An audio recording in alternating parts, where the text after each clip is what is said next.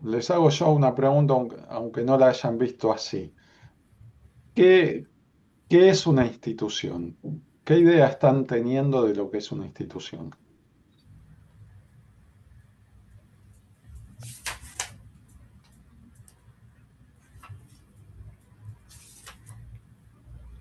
No, Bueno, estuvimos viendo las instituciones, bueno, su creación un poco, el texto del profe, que es pensar sin Estado, un poco como que eh, se convirtió en un Estado administrativo, ¿no?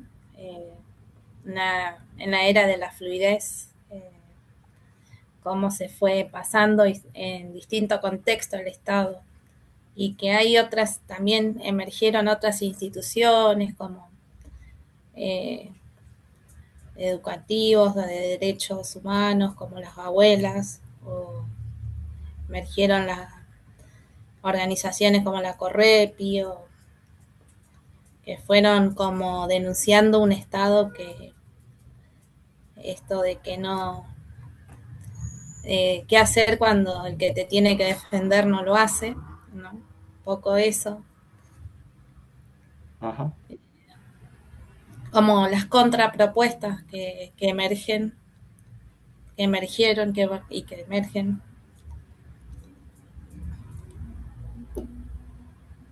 ajá. Bueno, vamos a pensar la cuestión en dos niveles. Las cosas que pasan por arriba y las cosas que pasan por abajo. Eh, las cosas que, las nuevas instituciones de las que acaba de hablar Mariela y de las que habla Ariel Penisi son instituciones que vienen desde abajo, que no vienen necesariamente desde el Estado.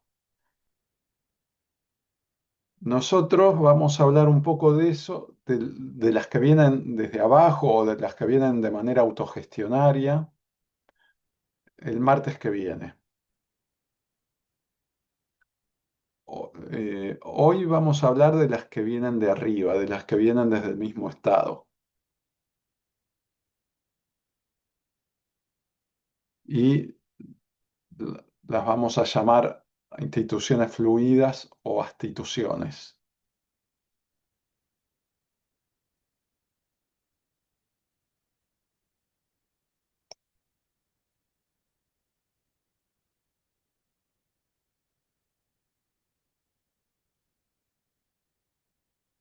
Ahora bien, por lo que veo, vieron un texto de Ignacio Leukovich del libro Pensar sin Estado. Bueno, Ignacio Leukovich eh, mm, habló del tiempo de la fluidez a mediados y fines de los 90 y murió en 2004. Es decir, que él no vio cómo siguió el siglo XXI.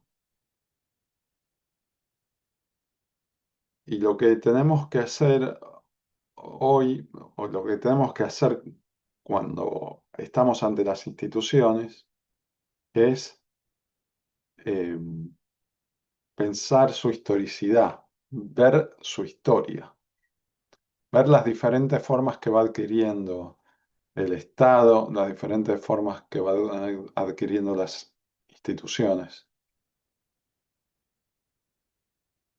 tanto las que vienen desde arriba hacia abajo como las que vienen desde abajo. Las de abajo a veces van hacia arriba, a veces no. En general no son tomadas desde arriba las de abajo.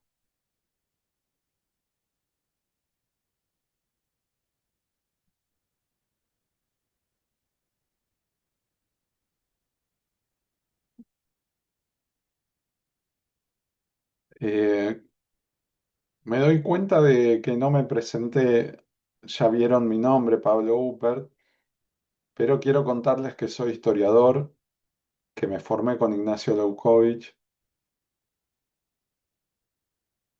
y que el grueso de mis escritos tiene que ver con pensar qué pasó con la fluidez en el siglo XXI, es decir, en las décadas siguientes a las décadas en que produjo Ignacio Lukowicz.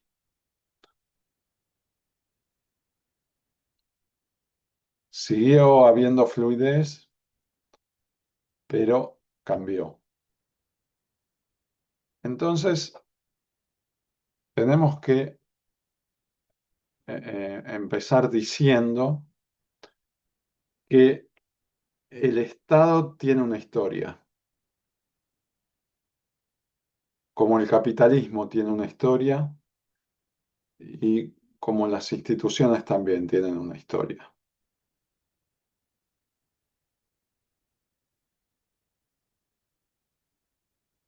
El capitalismo no fue siempre neoliberal y financiero como ahora, como viene siendo desde fines del siglo XX. Antes fue industrial y antes fue comercial,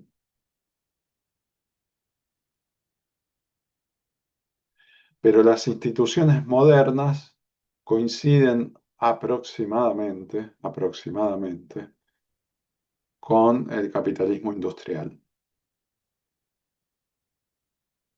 Capitalismo industrial que arranca en la segunda mitad del siglo XVIII en Inglaterra y llega hasta los 70 o los 80 del siglo XX.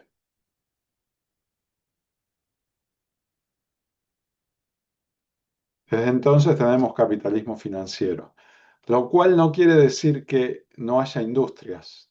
Hay industrias, pero el sector dominante de la economía es el financiero.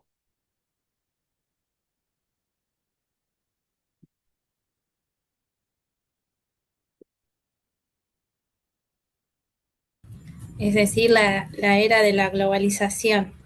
¿Se está agotando? Esa es mi pregunta. Mirá qué interesante. Sí, es la era de la globalización. Y aparecen algunas trabas a la globalización cuando Trump pone aranceles.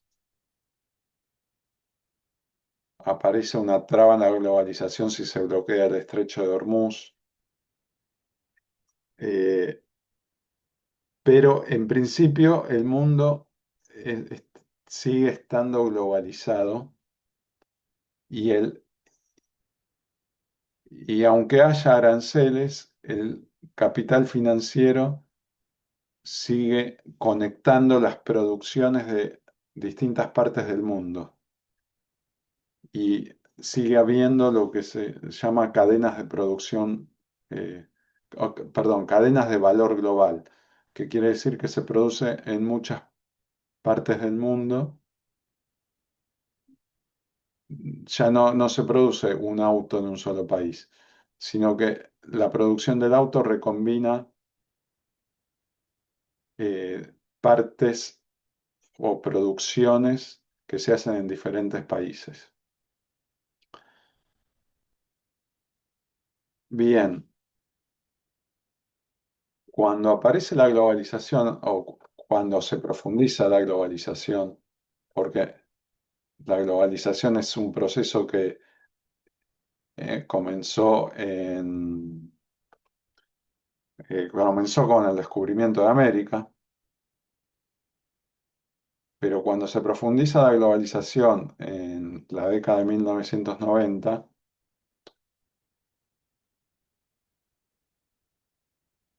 eh, los mercados nacionales se convierten en obstáculos al desarrollo del capitalismo, a la obtención de ganancia, y los estados nacionales también. Y el capital financiero y el capital comercial empiezan a atravesar las fronteras nacionales y los estados empiezan a perder fuerza, empiezan a perder soberanía.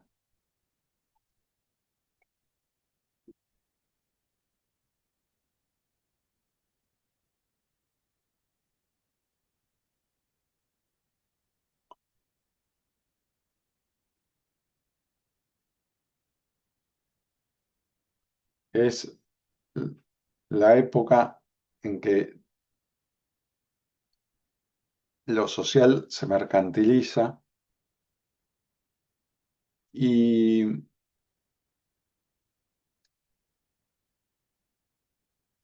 y los estados ya no pueden regular a los mercados.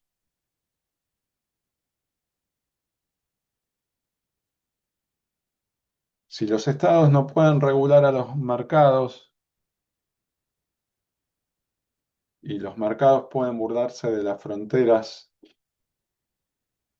perdonen que tengo que cerrar la puerta. Termino la idea. Si los mercados pueden burlarse de las fronteras estatales, entonces los estados ya dejan de ser estados-nación.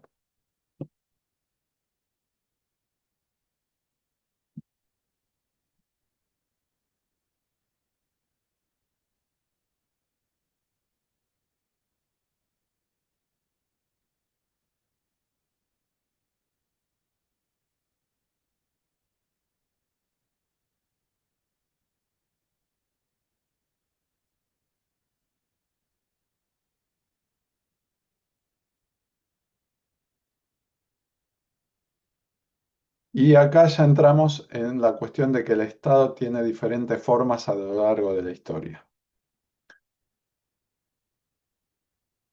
El Estado-nación fue la forma predominante del Estado en todo el mundo desde fines del siglo XIX, aunque en algunos países, en un par de países empezó antes, diría Inglaterra y Francia.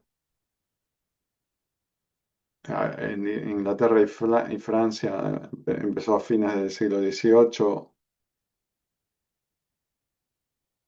pero desde fines del siglo XIX tenemos Estado-nación en Argentina, en diversos países de América Latina, en Alemania y en Italia, etc.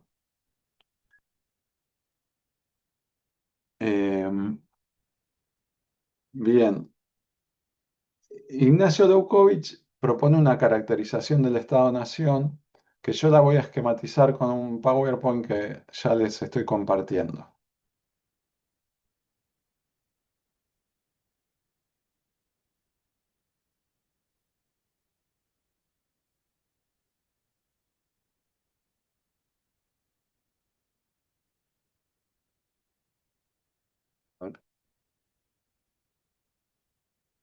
Ah, ahí pueden ver. Un Estado-nación podría ser esquematizado como este círculo de color salmón que, como ven, tiene fronteras definidas. Tiene también partes y tiene un centro. Esas partes pueden ser provincias, pueden ser instituciones, pueden ser individuos, familias. Sea el elemento social que sea, el Estado-nación hace que ese elemento social sea una parte de un todo. Y que entre esas partes haya estos caminitos que están instituidos. Por ejemplo, de la familia a la escuela había un camino instituido. De la primaria a la secundaria había otro camino instituido. Entonces la secundaria recibía a, a un sujeto que sabía leer, escribir y hacer las operaciones matemáticas fundamentales. Hoy eso no está asegurado. Bien,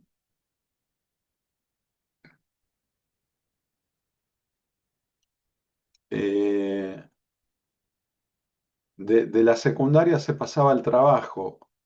Otro camino instituido que el Estado-Nación garantizaba.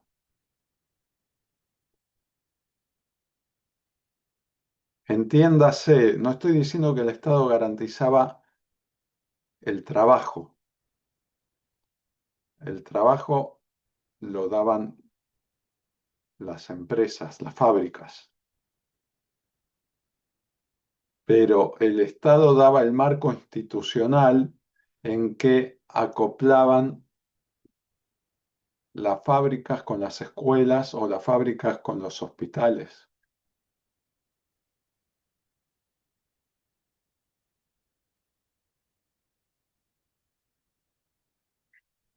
porque en todas las instituciones se producía subjetividad ciudadana, una subjetividad que aprendía a obedecer en cualquiera de estas instituciones, fuera la familia, la escuela, el trabajo, el cuartel o la prisión o el hospital.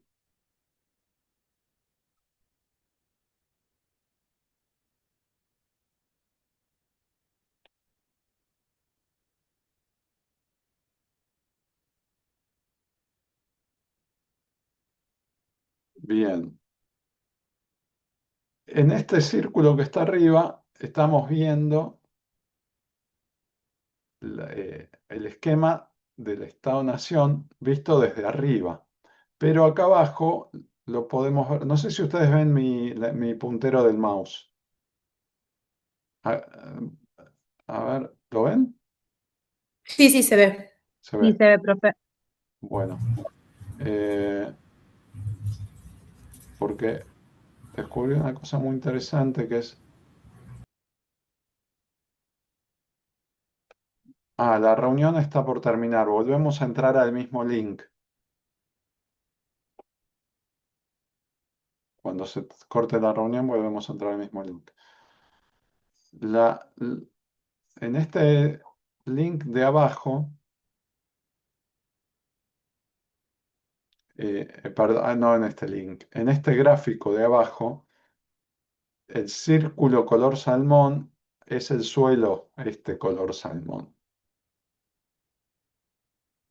Entonces, lo que muestra Ignacio Leukovich con su conceptualización es que el Estado es el suelo de las instituciones. Él le dice metainstitución, es decir, la institución que está por debajo. O como le dijo un profe de la UNPAS, Matías Farías, el Estado es el tablero de todos los tableros. Si las instituciones son tableros para las personas, bueno, el Estado era el tablero para el resto de los tableros, era el tablero para las instituciones.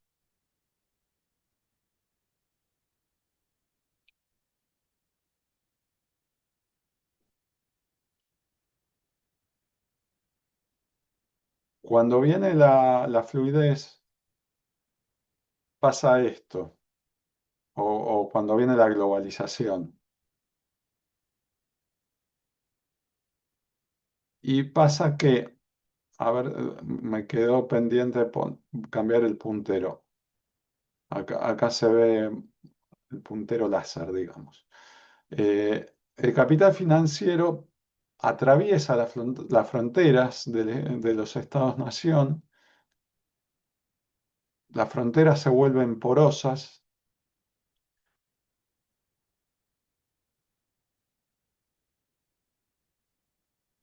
el territorio deja de tener un centro que organiza todo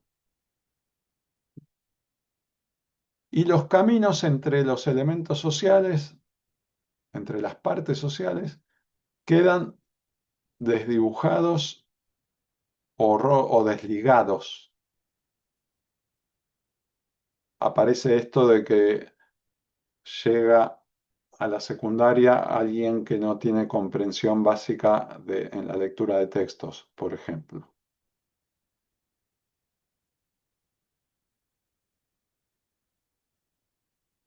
o que no sabe distinguir entre sujeto, verbo y predicado. Bueno,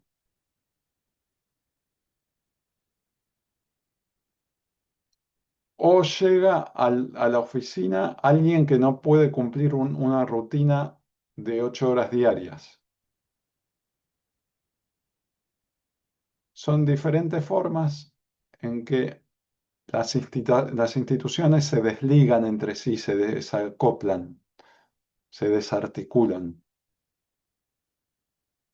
Entonces, dice Ignacio Lukowicz, las partes, las que antes eran partes del Estado-Nación, ahora se convierten en fragmentos.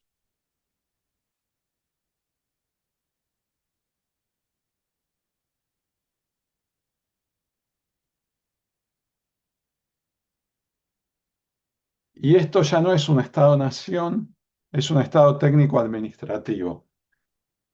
Entendámonos, el Estado se sigue llamando a sí mismo Estado-Nación o Estado Nacional, pero no es un Estado-Nación en el sentido que le da Ignacio Leucovich, el sentido de ser la meta institución del resto de las instituciones.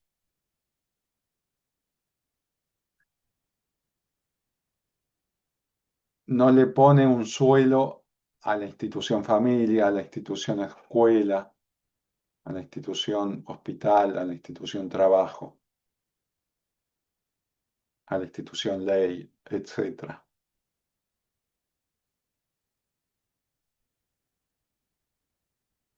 Bien, eso es, en estos dos esquemas, vemos la diferencia entre solidez y fluidez, formulada por Ignacio Leucovich en los 90, o en los primeros años de los 2000. Él muere a principios de 2004. Eh,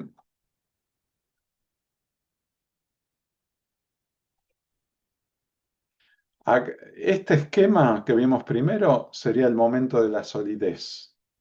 Y el esquema que vemos acá es el momento de la fluidez. La solidez es un momento de estabilidad y de ligazón. La fluidez es un momento de inestabilidad y de desligazón.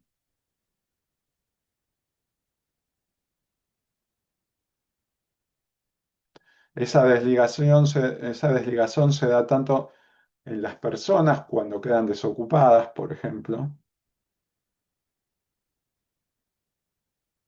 como se da en las instituciones cuando quedan desacopladas, desarticuladas. Voy a dejar de compartir pantalla y voy a contarles la distinción que hago yo ya en las primeras décadas del siglo XXI. La fluidez sigue siendo fluidez, sigue habiendo capitalismo financiero, pero cambia.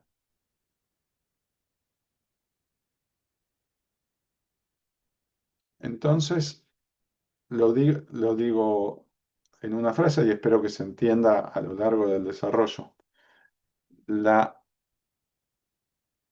la segunda fluidez, lo que yo llamo la segunda fluidez, se diferencia de la fluidez de los 90 en que ya no licúa lo sólido, sino que directamente genera elementos fluidos. Si en los 90 se fluidificaba lo sólido, en, en el siglo XXI los elementos sociales se generan fluidos directamente.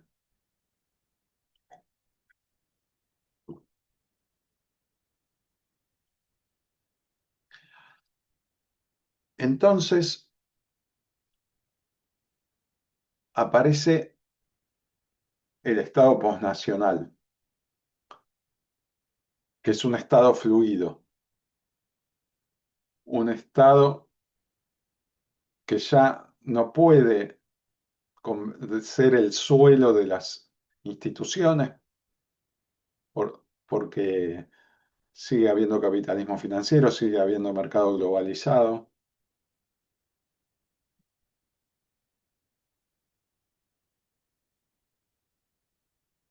pero sí tiene una gran influencia en lo social.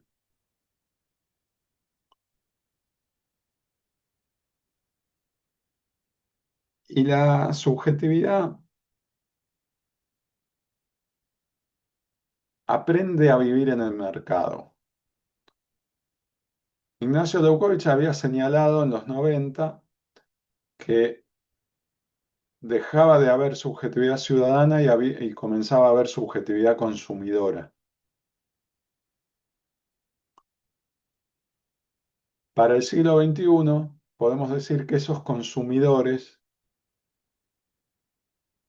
aprenden también a ser empresarios de sí mismos.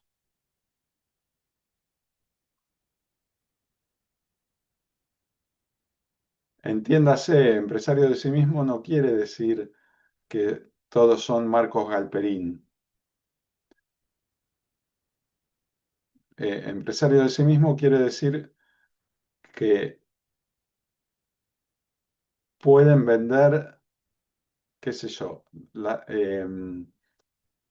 unos muñequitos de peluche que hacen en su casa, lo venden por Mercado Libre, lo cobran por Mercado Pago, o que pueden convertirse en conductores de Uber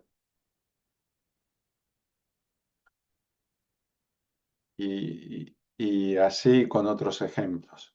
Que una profesora de una escuela secundaria me contaba que prácticamente todos los profesores tienen algún ingreso más o algún trabajo más aparte del trabajo de profesor. Uno vende repasadores, otro, no sé, maneja Uber, otro vende alguna otra cosa. Bien.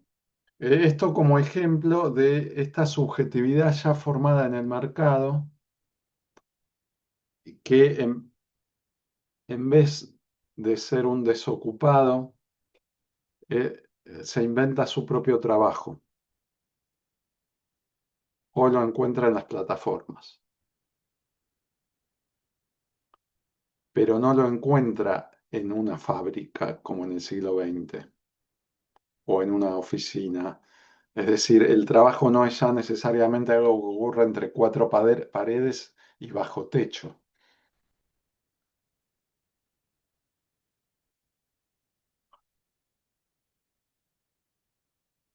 Eh, bien, entonces, esto para dar un cambio fundamental, ¿no? De la primera fluidez a la segunda, o de la fluidez de los 90 a la fluidez del siglo XXI. No somos solamente consumidores que compramos o no compramos en el mercado. Somos también empresarios de nosotros mismos, que participamos del mercado generándonos nuestro trabajo.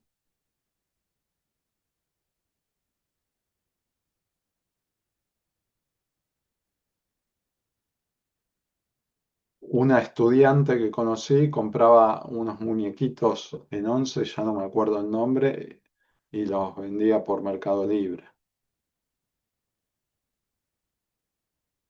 Eh,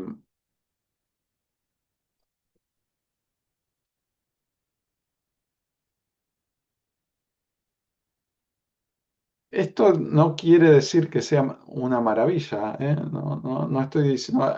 Hay un discurso que dice que ahí sos libre, ¿no? Y que sos tu propio jefe. No, no. Ahí Mercado Libre es tu jefe. Eh, o Uber es tu jefe. O, o tenés que adaptarte a las duras condiciones del mercado. Y a veces, en general, tenemos un jefe terrible que es uno mismo, que es súper autoexigente. Bueno, Eh, ¿Ustedes escuchan? Pregunta Belén Sánchez. Escuchan. Bueno, bien.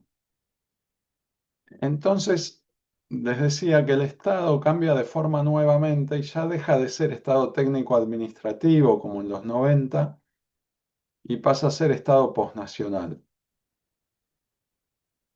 Esto hasta la llegada de Milei. Al llegar Milei habrá que volver a pensarlo.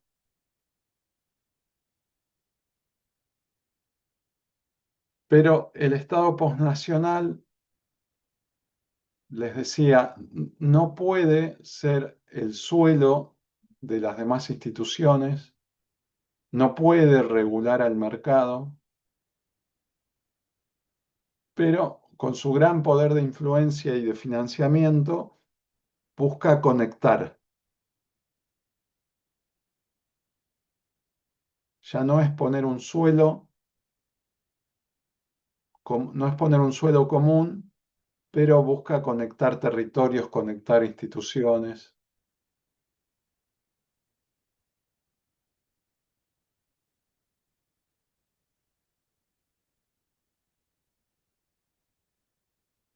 ¿Qué pasa? Una conexión es diferente a una ligazón. Ligazón era lo que había en la solidez.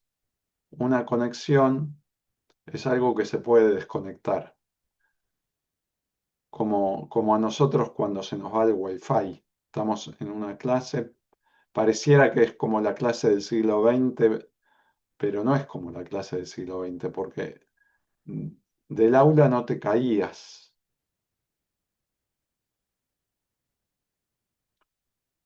Y ojo, si estuviéramos en el aula hoy, tampoco es como el aula del siglo XX. Digo, si estamos físicamente en un edificio y no por Zoom como en este momento, en ese aula entran mensajitos de un hijo, de un marido, de un jefe laboral o de donde sea, y la clase misma se fragmenta. Entonces,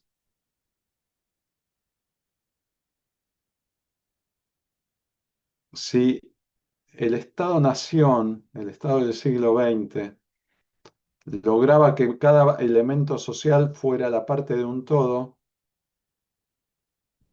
y el administrativo, el de los 90, al debilitarse, hacía que cada parte deviniera un fragmento. El Estado postnacional hace que cada fragmento se pueda conectar con otro fragmento. No lo hace parte de un todo, pero lo hace un fragmento conectado.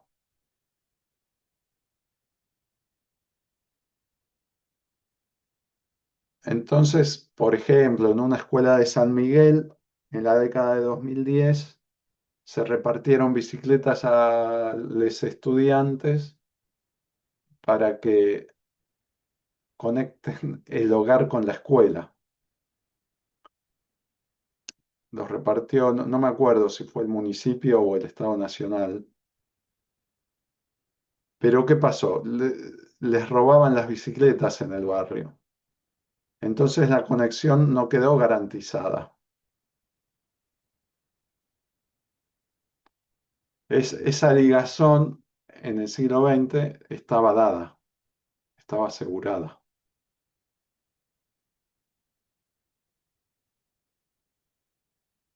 Bueno, pero no solo lo, se fragmenta lo social en el sentido eh, de que se desdibujan las conexiones entre las partes, o mejor dicho, entre los elementos sociales. También internamente los elementos sociales se fragmentan. Entonces, por ejemplo, uno no tiene un solo trabajo que lo identifica. Uno tiene varios trabajos.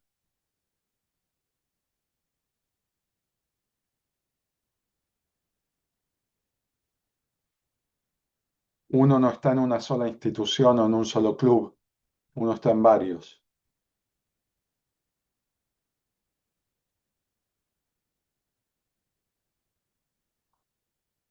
Yo estuve en un bachillerato popular eh, unos años y ahí conocí a una señora que se llamaba María, del barrio Los Piletones, y María era la primera vez que se formaba en un lugar, el bachillerato popular, eh, la primera vez que se formaba en un lugar sin cobrar. Ella hacía cursos de formación que daba la municipalidad o el Ministerio de Desarrollo Social de la Nación, cuando hacía los cursos que le pagaban. Un día le pagaban por aprender diseño web, aprendía diseño web. Otro día le pagaban por corte y confección, hacía corte y confección. Otro día le pagaban por higiene de alimentos. Bueno, se da una formación que no tiene una coherencia interna, se da una formación fragmentada. Y el recorrido que hace esta persona es un recorrido que es una recombinación hecha por la persona misma. En ese sentido también es una empresaria que tiene una empresaria en donde el recorrido vital no está marcado por las instituciones mismas, sino por la iniciativa del individuo. Y con esto ya estamos entrando en lo que es el tema de hoy, que son las instituciones. Instituciones es una palabrita para decir en breve instituciones fluidas. Las instituciones fluidas son las instituciones que se configuran en la segunda fluidez.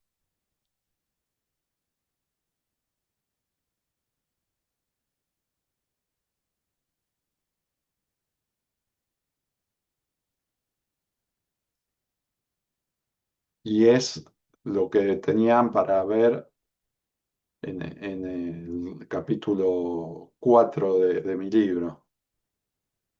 Esto no es una institución. El capítulo donde distingo entre institución y institución, o entre institución sólida e institución fluida.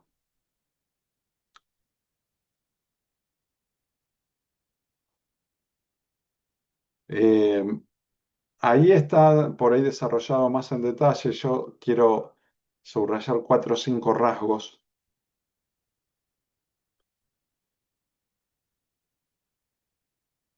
Uno es el de la temporalidad, otro es el del suelo,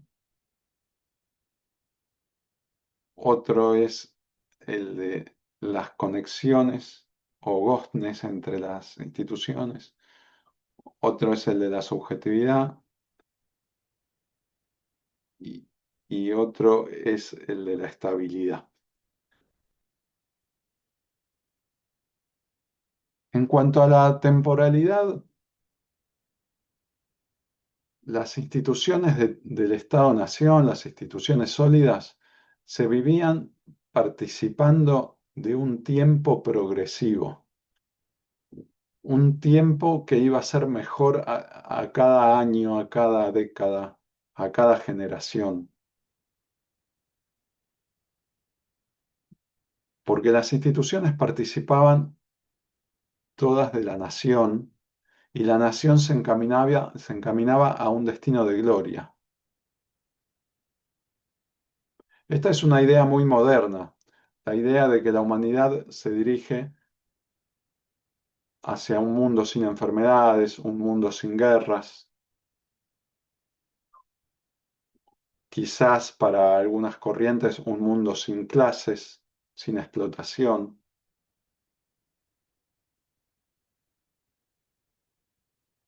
Eh,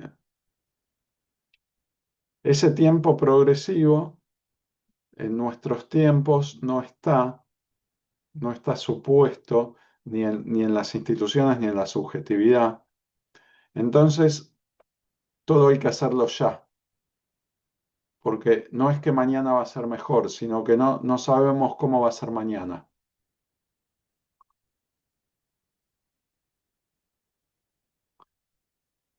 Entonces, si las instituciones podían hacer las cosas de a poco, con una burocracia lenta, las instituciones hacen las cosas espasmódicamente, por impulsos, por arrebatos, improvisando con lo que la situación les presenta.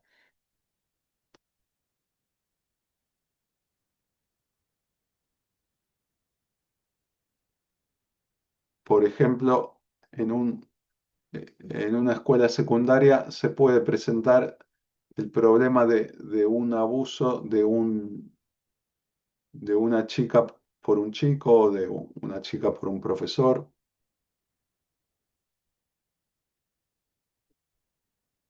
Y la escuela tiene que salir corriendo a atenderlo, ese tema.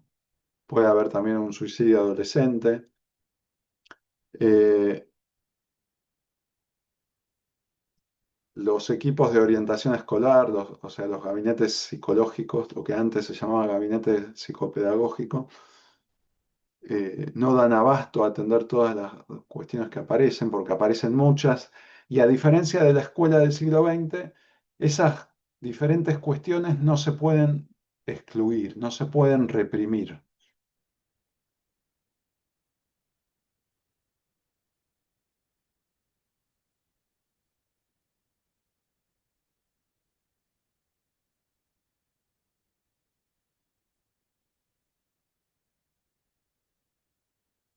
También puede pasar que aparezca una madre en un aula y le pega a una profesora, y, y eso es otra forma de mostrar que no hay una ligazón, un acoplamiento entre la institución familia y la institución escuela, ¿no?